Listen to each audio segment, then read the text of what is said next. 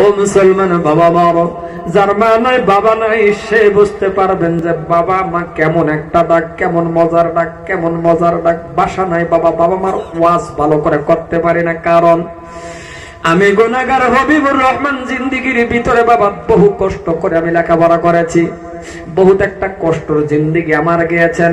আমি যে প্রথম বসে বলছিলাম যে মার দোয়ার বরকত আমি কথা বলতেছি বাবা, কিন্তু বাবার দোয়া তো আমি পাই নাই রে বন্ধু। এ ভাইরা ভালো করে যুবক শুনে নাও, আমাকে আমার মা মাদ্রাসায় দিয়েছিল, আমিও মাদ্রাসা পড়তে গিয়েছিলাম রে বন্ধু। ভালো একটা লেখাপড়া আলিম হতে পারলাম না, ভালো লেখাপড়া করতে পারি নাই, কারণ ভাই বোন কিছুই নাই আমার। ও যুবক তোমার ভাই আছে, আমার তাও নাই। ও যুবক তোমার বোন আছে, তাও আমার নাই। চাচা থাকে, সেটাও আমার নাই। শুধু একটা মা জননীর দোয়ার বরকতে আমি হবিবুর রহমান লেখাপড়া করছি। কে আমারে টাকা দিবে রে, কে আমারে সহায় করবে রে বন্ধু? 3 মাস বয়সের সময় আমার বাবা মারা যায়। আজকের দিন পর্যন্ত দুনিয়ার কত মানুষে বাবা ডাকলাম, আপন বাবার মতন হয় না। মা আমাকে মাদ্রাসায় দিয়েছিল, মাদ্রাসা পড়তে গেলাম, মাদ্রাসা বন্ধ হয়ে গেছে। এখন আর জামানার মধ্যে যদি মাদ্রাসা বন্ধ হয়ে যায়, আপনারা বলেন 1 ঘন্টা লাগবে মাদ্রাসা খালি হয়ে যাবে, ঠিক কিনা বাবা?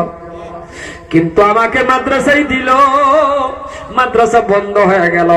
মাদ্রাসার খুঁটির মধ্যে দরে দরে দরে দরে বাবা কত কান্না কাঁদছি, রাস্তার দিকে তাকায় রয়েছি, কেউ আমারে নিতে আসে না। কে আসবে বাবা? বাবা নাই। কে আসবে? ভাই নাই। কে আসবে? বোন নাই। কে আসবে? চাচা নাই। কিন্তু একজন মা আছে রে। 2টা দিন পরে আমার মা আসলো আমাকে নিতে। আমি আমার মা জননীকে দেখে এমন করে জড়ায়া ধরে বললাম, কাঁদছি আর বলছি, মা আমি পড়ব না।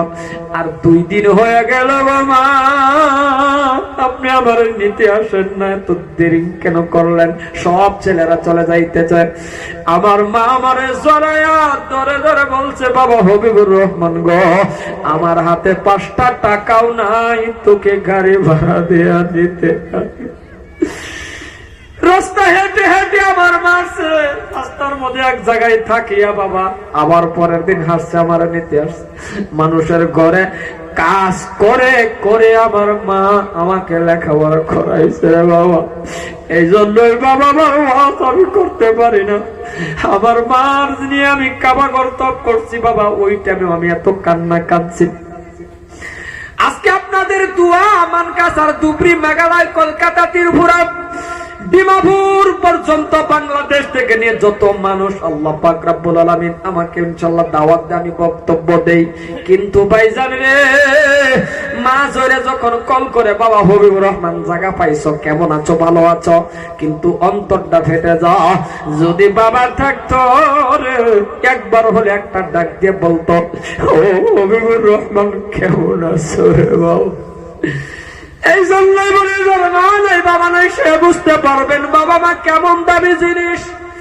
চাই আপনি হুজুর হন, মাস্টার হন, মুরব্বী হন, যত বড় মানুষটা হন না বাবা, যদি আপনার কাছ থেকে বাবা ডাক হারায় গেছে, মা ডাক হারায় গেছে, তাহলে আপনি চিরতরের জন্য এতিম হয়ে গেলেন, আর জীবনে বাবা মা ডাক দিতে পারবেন না। ভাইয়ার আমার, এই জন্যই বলি, যার মা আছে, যার বাবা আছে, বাবা মারে ভালোবাসো, মোহাব্বত করো, কারণ বাবা মার দোয়া বন্দুকের গুলির আগে কবল হয়ে যায়।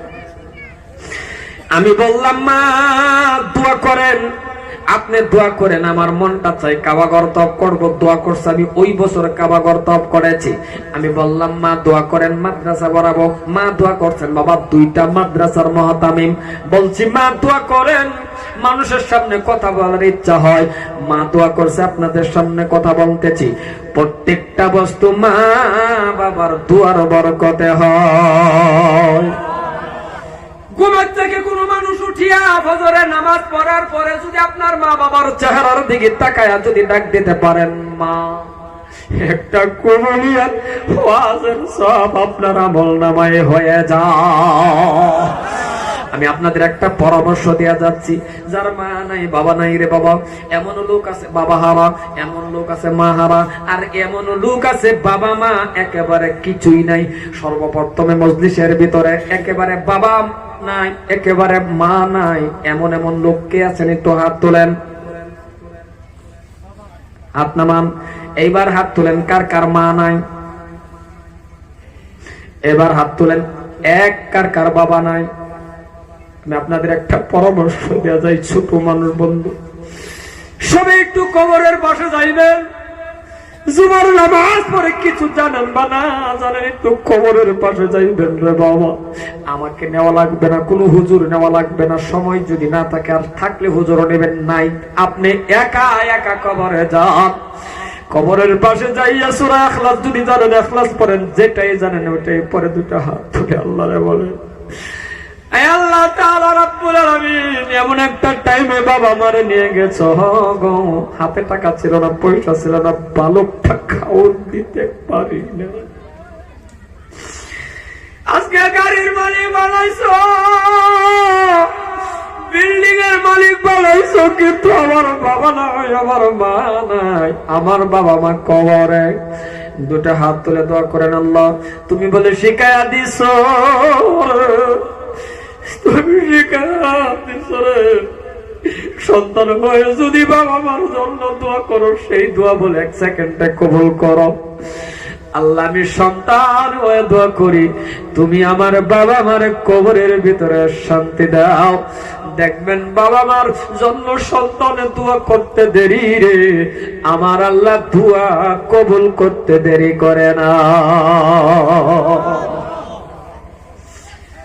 আমি আর লম্বার দিকে যাই না রে বাবা, আমার শারীরিক ভালো না, আর আমার বহুত দূরে প্রোগ্রাম, বাবুর বহুত দূরে প্রোগ্রাম, আমার যাওয়া লাগবে। তবে বাবারে আজকে কোনো কালেকশনের সভা নয়, কোনো কালেকশন নাই, এটা আনন্দ সভা, কারণ কালেকশন থাকলে বহুত লোক আসতেও চায় না। তবে আমি আপনাদের দোয়া করব, আমি আপনাদের একটা পরামর্শ দেয়া যাচ্ছি রে বন্ধু। এই জলসাটা যারা দিছে, যুবক ছেলেরা, প্রেসিডেন্ট সেক্রেটারি, দনবরলে কেশিয়ার সদস্য, ড্রাইভার, সন্তান যেটাই আছে, সবের জন্য আমাদের দোয়া করার দরকার আছে না নাই? সর্বশেষ একটা কথা বলি বাবা, আমার জন্য একটু দোয়া করবেন, কারণ আমি একজন এতিম মানুষ, একা একটি সন্তান। এই যে বাইরে আসছি, আমার মা বাড়ি যাব, তোরই বাড়িতে না যাইব রে বাবা, আমার না দেখা পর্যন্ত মা বিছনায় পিঠ লাগায় না। কত বলি, কত বলা বলি, মা ঘুমান, মা বলে বাবা রে তোর রাও না শোনা পর্যন্ত, বাড়ি না আসা পর্যন্ত কেন যেন আমার বিছনায় পিঠ লাগে না।